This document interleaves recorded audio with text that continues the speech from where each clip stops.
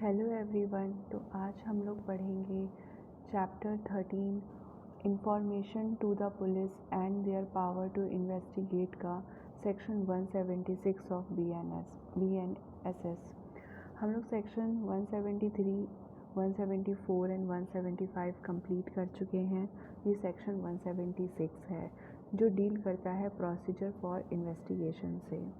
Subsection 1 कहता है if from information received or otherwise an officer in charge of a police station has a reason to suspect the commission of an offence which he is empowered under section 175 to investigate, he shall forthwith send a report of the same to a magistrate empowered to take cognizance of such offence upon a police report, and shall proceed in person or shall depute one of his subordinate officers not below such rank as the state government may by general or special order prescribed in this behalf, to proceed to the spot to investigate the facts and circumstances of the case, and if necessary to take measures for the discovery and arrest of the offender। ऐसे information जो कि police officer को reason to believe देती हैं या उसको suspect है, doubt है कि ऑफेंस कमिट हुआ है और वो एम्पावर्ड है उस इंफॉर्मेशन पर इन्वेस्टिगेशन करने के लिए, सेक्शन 175 के अंदर।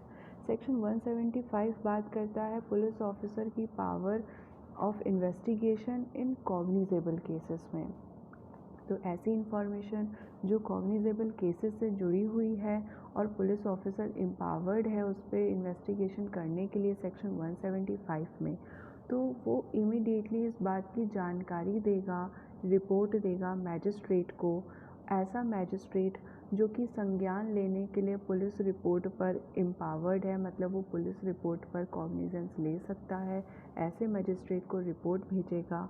और या तो वो इन पर्सन वहाँ पर इन्वेस्टिगेशन करने जाएगा ऑन द स्पॉट पर, या फिर वो डिप्यूट करेगा अपने सबऑर्डिनेट ऑफिसर को जो कि स्टेट गवर्नमेंट के द्वारा अपॉइंट किए गए हैं इस चीज़ के लिए।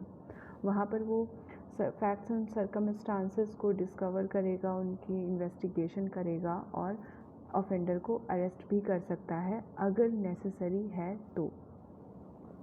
Provided that when information as to the commission of such offence is given is against any person by name and the case is not of serious nature, the officer in charge of a police station need not proceed in person or depute subordinate officer to make investigation on the spot। ये कहता है जब उसको information मिलती है कि offence commit हुआ है और जिसने कमिट किया है, मतलब जिसके अगेंस्ट ऑफेंस है, उसका नाम है उस इन्फॉर्मेशन में और जो केस है वो सीरियस नेचर का नहीं है, तो वहाँ पर उसे इन पर्सन प्रोसीड करने की ज़रूरत नहीं है या फिर उसको सबऑर्डिनेट ऑफिसर को डिप्यूट करने की ज़रूरत नहीं है कि तुम जाओ और इन्वेस्टिगेशन करो ऑन द स्पॉट पर। क्लॉज बी कहता है if it appears to the officer in charge of a police station that there is no sufficient ground for entering on an investigation he shall not investigate the case. अगर officer in charge of a police station को ये appear होता है कि sufficient ground ही नहीं बन रहा है इन्वेस्टिगेशन करने के लिए, कोई ग्राउंड नहीं है, तो वहाँ पर वो इन्वेस्टिगेट नहीं करेगा। वर्ड शैल यूज़ किया गया है। अगर वो सेटिस्फाई नहीं हो रहा, कोई ग्राउंड नहीं है, तो वो इन्वेस्टिगेशन नहीं करेगा।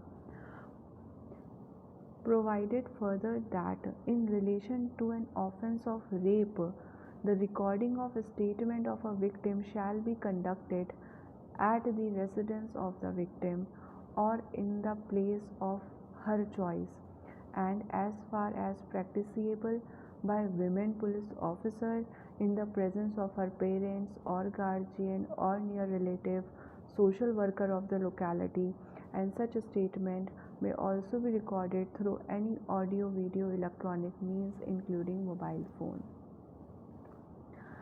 कह रहे हैं कि वहाँ जहाँ पर ऑफेंस ऑफ रेप का इंफॉर्मेशन है और विक्टिम का स्टेटमेंट रिकॉर्ड करना है, तो विक्टिम का स्टेटमेंट या तो उसके रेसिडेंस पर होगा या फिर उसकी पसंद की, उसकी चॉइस की जगह पर होगा। और एज़ फार एज़ प्रैक्टिसेबल, जहाँ तक मुमकिन है वहाँ तक police officer, women police officer के द्वारा होगा। मतलब विक्टिम ऑफ रेप जो है उसका जो स्टेटमेंट है वो विमेन पुलिस ऑफिसर रिकॉर्ड करेगी। और जब वो रिकॉर्ड करेगी स्टेटमेंट, तो वहाँ पर उसके विक्टिम के पेरेंट्स या फिर गार्जियन या फिर रिलेटिव्स या फिर सोशल वर्कर ऑफ लोकेलिटी होने चाहिए। एंड सच स्टेटमेंट में ऑल्सो भी recorded through audio video electronic means including mobile phone. पहले मोबाइल फ़ोन वर्ड नहीं था, अभी ये ऐड किया गया है और इसमें बोला जा रहा है कि वो जो स्टेटमेंट है वो ऑडियो वीडियो इलेक्ट्रॉनिक मीन्स से भी रिकॉर्ड किया जा सकता है, मोबाइल फ़ोन से भी रिकॉर्ड किया जा सकता है। तो ये audio video electronic means including mobile phone, ये BNSS 2023 में ऐड किया गया है, ये CRPC में नहीं था। सबसेक्शन 2 कहता है in each of the cases mentioned in the clause A or clause B of the first proviso to subsection 1, the officer in charge of a police station shall state in his report the reason for not fully complying with the requirement of that subsection by him and forward daily diary report fortnightly to the magistrate। तो इन्होंने बोला है यहाँ पर कि दोनों ही clause A में जहाँ पर जिसके अगेंस्ट इन्फॉर्मेशन है वो बाय नेम है और केस सीरियस नेचर का नहीं है, या जहाँ पर पुलिस ऑफिसर को लगता है सफिशिएंट ग्राउंड ही नहीं है इन्वेस्टिगेशन करने के लिए, इन दोनों ही केस में जब वो इन्वेस्टिगेशन नहीं कर रहा है तो वो रीज़न रिकॉर्ड करेगा कि उसे ऐसा क्यों लग रहा है कि ग्राउंड नहीं है या फिर केस सीरियस नेचर का नहीं है, और वो रिपोर्ट को वो मैजिस्ट्रेट को भेजेगा। यहाँ पे वर्ड शैल है तो उसको ये daily diary report fortnightly to the magistrate को भेजना कंपलसरी है। फोर्थनाइटली का मतलब होता है वंस इन 14 डेज़, तो वंस इन 14 डेज़ वो इस बात की जानकारी देगा अगर वो ऐसा कर रहा है तो। And in such case mention in clause B of the said proviso, the officer shall also forthwith notify to the informant। तो अगर और साथ ही में अगर क्लॉज बी में उसे इन्फॉर्मेशन मिली है और उसको लगता है कि कोई सफिशिएंट ग्राउंड नहीं है इन्वेस्टिगेशन करने का, तो जिस इन्फॉर्मेंट ने उसको बताया है उसको वो बताएगा कि मैं इन्वेस्टिगेशन नहीं कर रहा हूँ, मुझे सफिशिएंट ग्राउंड नहीं लग रहे हैं, मैं इन्वेस्टिगेशन नहीं कर रहा हूँ। इस बात की जानकारी वो इन्फॉर्मेंट को देगा, पुलिस ऑफिसर को, पुलिस ऑफिसर इन्फॉर्मेंट को इस बात की जानकारी देगा। सबसेक्शन 3 कहता है on the receipt of every information relating to the commission of an offence which is made punishable for 7 years और more, the officer in charge of a police station shall from such date as may be notified within a period of 5 years by the state government in this regard, cause the forensic expert to visit the crime scene to collect forensic evidences and in the offense and also cause videography of the process on mobile phone or any other electronic device। Subsection 3 कहता है कि जब से ये act लागू हुआ है उसके 5 साल के अंदर स्टेट गवर्नमेंट नोटिफाई करेगा ये सबसेक्शन 3 कब से लागू होगा। जिस डेट से स्टेट गवर्नमेंट नोटिफाई करेगा उस दिन से सबसेक्शन 3 ये लागू किया जाएगा। सबसेक्शन 3 कहता ये है कि वहाँ जहाँ पे information commission of the offence की है और वो ऑफेंस ऐसा है जिसमें 7 साल या 7 साल से ज़्यादा की सज़ा है, तो वहाँ पे जब इन्वेस्टिगेशन होगा ना तो फॉरेंसिक एक्सपर्ट की हेल्प लिया जाएगा। क्राइम सीन पे फॉरेंसिक एक्सपर्ट एविडेंसेस कलेक्ट करेगा और जब वो एविडेंसेस कलेक्ट कर रहा होगा तो इस प्रोसेस का वीडियोग्राफी किया जाएगा। वीडियोग्राफी मोबाइल फ़ोन से भी हो सकता है, अदर इलेक्ट्रॉनिक डिवाइसेस से भी हो सकता है। ये प्रोविज़न नया प्रोविज़न है, हमारे पुराने वाले CRPC में नहीं है।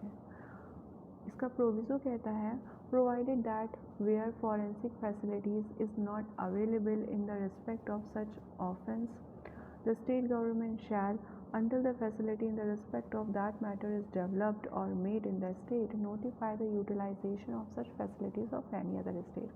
कोई ऐसा स्टेट है जहाँ पर फॉरेंसिक फैसिलिटी नहीं है तो वहाँ पर स्टेट गवर्नमेंट नोटिफाई करेगा, और दूसरे स्टेट में जहाँ पर ये फैसिलिटीज़ हैं उस फैसिलिटीज़ का यूटिलाइजेशन किया जाएगा उस स्टेट के द्वारा जहाँ पर ये फैसिलिटीज़ नहीं हैं।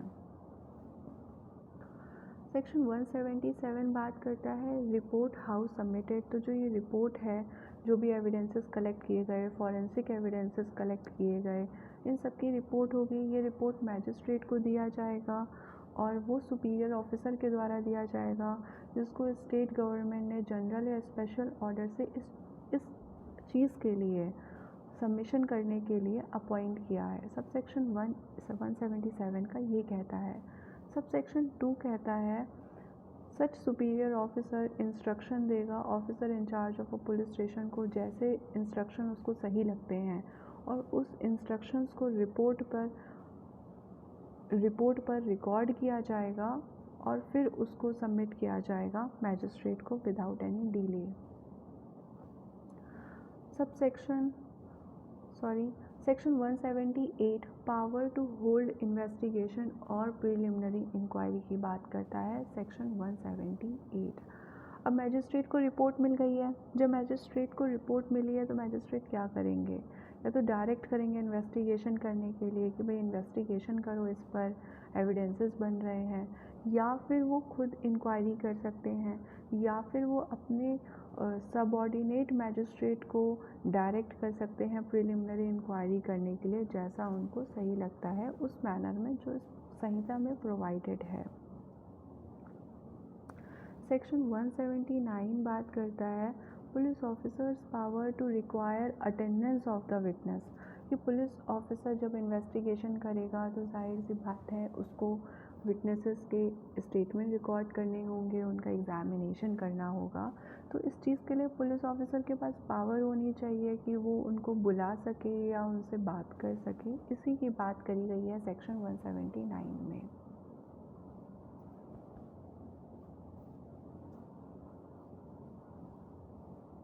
सेक्शन 179 सब सेक्शन 1 कहता है any police officer making an investigation under this chapter may by order in writing require the attendance before him of any person being within the limit of his own or any adjoining station who from the information given or otherwise appear to be acquainted with the facts and circumstances of the case, and such person shall attain as so required।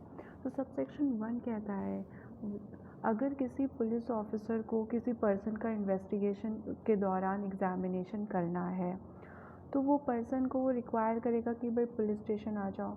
तो जो order होगा वो हमेशा writing में होगा। ऐसा order जो require कर रहा है किसी पर्सन को एग्जामिनेशन करने के लिए पुलिस ऑफिसर के द्वारा, वो ओरली नहीं दिया जा सकता है। वो ऑर्डर हमेशा राइटिंग में ही होगा और उस पर्सन पर ड्यूटी है कि वो आकर अटेंड करेगा। शैल अटेंड का वर्ड यूज़ हुआ है तो उस पर्सन पे ड्यूटी है। यहाँ पे वर्ड एनी पर्सन यूज़ हुआ है। अब एनी पर्सन में यहाँ पर अक्यूज्ड भी आ जाएगा, विटनेस भी आ जाएगा। पर्सन ऐसा होना चाहिए जो कि पुलिस ऑफिसर को लगता है कि इसको facts and circumstances of the cases के बारे में पता है, ऐसा पर्सन होगा। और जो पुलिस ऑफिसर बुला रहा है वो पर्सन उसके खुद की स्टेशन का होगा, जो स्टेशन की लिमिट होती है उसका होगा, या फिर एडजॉइनिंग स्टेशन की लिमिट का होगा। प्रोवाइडेड, इसका प्रोविज़ो कहता है provided that no male person under the age of 15 years और above the age of 60 years और अ वीमेन और मेंटली फिजिकली डिसेबल्ड पर्सन और a person with acute illness shall be required to attain at any place other than the residence in which such person resides। Proviso कहता है कि वो male person जो 15 साल से कम उम्र का है और 60 साल से ज़्यादा की उम्र का है, CRPC में 65 था, अभी 60 है, तो कोई भी मेल जिसकी उम्र 15 साल से कम है और 60 साल से ज़्यादा है, या फिर कोई भी वीमेन जिसकी उम्र कोई भी हो, या मेंटली फिजिकली डिसेबल्ड पर्सन है, या पर्सन विद एक्यूट इलनेस है, ये वर्ड एक्यूट इलनेस पहले नहीं था, CRPC में नहीं था, ये भी नया एडेड है। तो वो पर्सन की जो एग्ज़ामिनेशन होगी वो उसी के रेसिडेंस पर होगी। ऐसे लोग जो प्रोविज़ो में मेंशन है ये रिक्वायर्ड नहीं है पुलिस स्टेशन आने के लिए, इन पे ड्यूटी नहीं है। एक और फर्दर प्रोविज़ो है, ये प्रोविज़ो भी CRPC में नहीं था, ये बिल्कुल नया ऐड किया गया है। ये कहता है provided further that if such person is willing to attend at the police station such person may be permitted to do so. अगर ऐसे पर्सन जो ऊपर जिन पर्सनस की बात हुई है वो पर्सन विलिंग है कि उन्हें पुलिस स्टेशन में अटेंड करना है तो उनको रोका नहीं जाएगा, वो आ सकते हैं, उन्हें परमिट किया जाएगा। ये प्रोविज़ो पहले नहीं था, CRPC में नहीं था, ये अभी ऐड किया गया है। स्टेट सबसेक्शन 2 कहता है the state government may by rules made in this behalf provide for the payment by the police officer of the reasonable expenses of every person attending under the subsection 1 at any place other than his residence। तो कोई भी person है जो कि police office जिसका examination कर रहा है और वो अपने रेसिडेंस पे नहीं हो रहा है, मतलब विटनेस के रेसिडेंस पे उसका एग्जामिनेशन नहीं हो रहा है, उसकी जगह पर कहीं और हो रहा है, तो पुलिस ऑफिसर रीजनेबल एक्सपेंसेस देगा। ये प्रोविज़न भी पहले नहीं था, ये अभी ऐड किया गया है। और रीज़नेबल एक्सपेंसेस पुलिस ऑफिसर जो उसको बुला रहा है उसको देने होंगे, बट उसका एग्ज़ामिनेशन विटनेस के रेसिडेंस पे नहीं होना चाहिए, उसकी जगह कहीं और होना चाहिए। Thank you.